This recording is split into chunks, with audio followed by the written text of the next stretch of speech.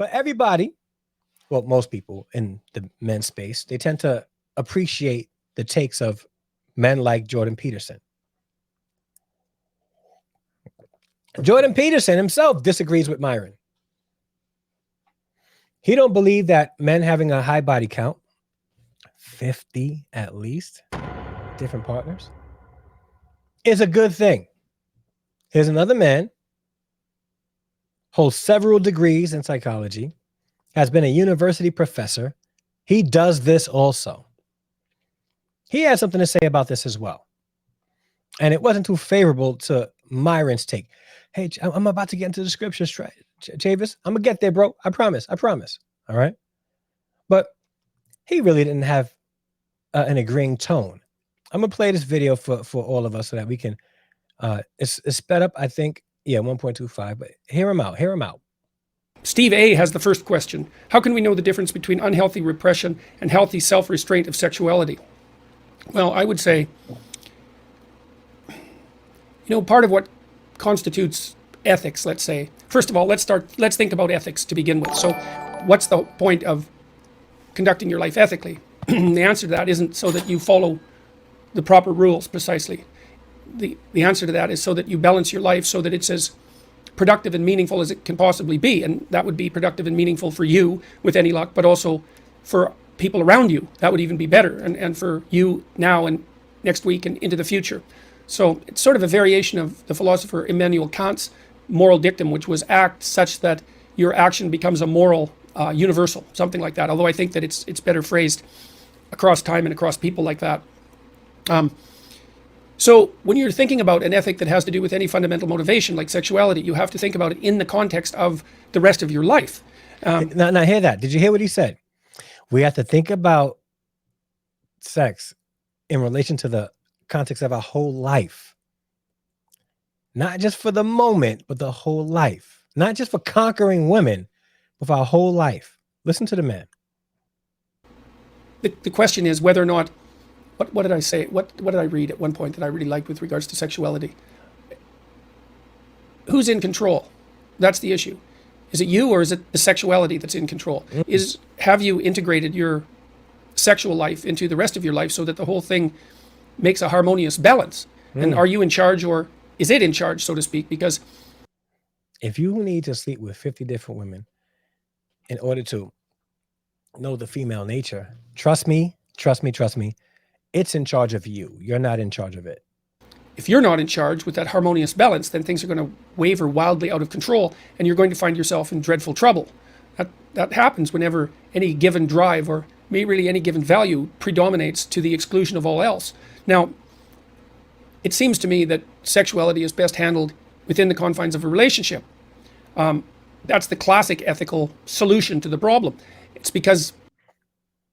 Wait, didn't I say that the solution is to not have sex until you get into a marriage relationship? Didn't I say that? Even though he didn't say marriage itself, but he's going to allude to that. Didn't I say that? That's the solution? Sexuality brings with it a tremendous amount of responsibility. Now, people don't like to think that, especially people who I would say are low in conscientiousness, let's say, or high in impulsivity. I'm gonna repeat that. Let's rewind that. Okay, hear him out. Of all else. Now, it seems to me that sexuality is best handled within the confines of a relationship. That's the classic ethical solution to the problem. It's because sexuality brings with it a tremendous amount of responsibility. Now, people don't like to think that, especially people who I would say are low in conscientiousness, let's say, or high in impulsivity. He's talking about people. It's easy for people to believe in, what would you call it, casual sex, which is not something that I think exists, because I don't think you can divorce sex from its sociological or political or economic or psychological consequences. Do you hear what he's saying? You hear what he's saying? Okay. Got my son interrupting the live stream. What's up, son? Yeah, we are. Yeah. All right. Yeah. He asked me if we're going to the Good Friday service. So he's saying, wait, listen, because like this is, I gotta be honest with you. That's the classic ethical solution to the problem. It's because sexuality brings with it a tremendous amount of responsibility. Now, men, you sleeping with 50 different women is void of the responsibility aspect of you sleeping with 50 different women. You're hoping not to be responsible. Trust and believe. You're going to be held responsible in one way or the other for sleeping with at least 50 different women. Responsibility. Now, people don't like to think that, especially people who I would say are low in conscientiousness. And people who are low in conscientiousness don't like to think about the responsibilities connected to being intimate with a partner or being intimate casually with somebody. So if you are going to be attempting to sleep with at least 50 different women, according to Mr. Peterson, you are probably low in conscientiousness. And if anybody is teaching this to you, they too are pretty low in conscientiousness. It's just, he said it. Say, or high in impulsivity. It's easy for people to believe in, what would you call it, casual sex, which is not something that I think exists, because I don't think you can divorce sex from its sociological or political or economic or psychological consequences. And if you've been a watcher of this channel for any length of time, you understand this about me when it comes to this topic of casual sex. I think it's a fake concept that's absolutely wrong. To think of sex as just a recreational activity that you can do casually when you feel like it because you are an adult does not help you. It does not help the person that you are engaging in this activity with. It won't help the children that may come out of it. It doesn't help society. It makes you less responsible. And just because you wrapped it up, just because you use what chemical you needed to use to try to suppress pregnancy, doesn't make it any less irresponsible. It doesn't make it so that you won't deal with consequences in the future.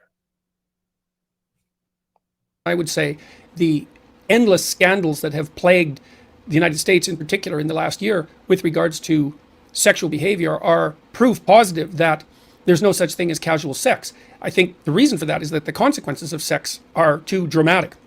It's not just pregnancy and disease, let's say, which are both as dramatic as consequences can be in life, but also the fact that there's no disentangling sexual behavior from emotional behavior. Or maybe you could say even worse, if you try to disentangle your sexual behavior from your emotional behavior, then I think what happens is that you end up cold and cynical. I mean, if you're, let's say, if you're a serial, if you have a lot of one-night stands and a lot of casual partners, then first of all, there's not much discrimination between one partner and the other, and so in some sense you're in a loop. And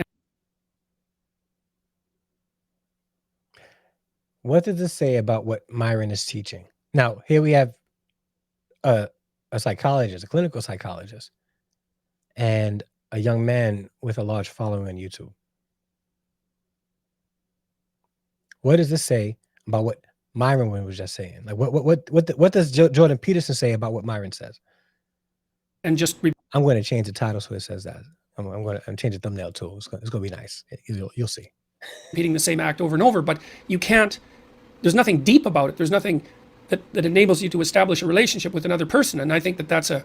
Now, he said doing that doesn't give you anything to establish a relationship with another person, right? But Myron will tell you that doing this will make you a better judge of character when it comes to women.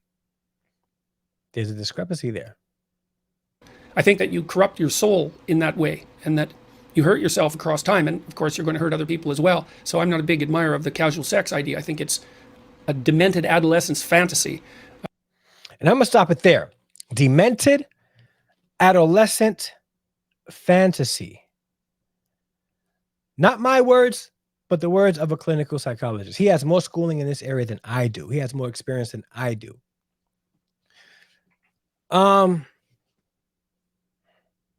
You cannot attempt to sleep with at least 50 different women, right? And think that it's not going to affect you in the long run. It may create, as he says,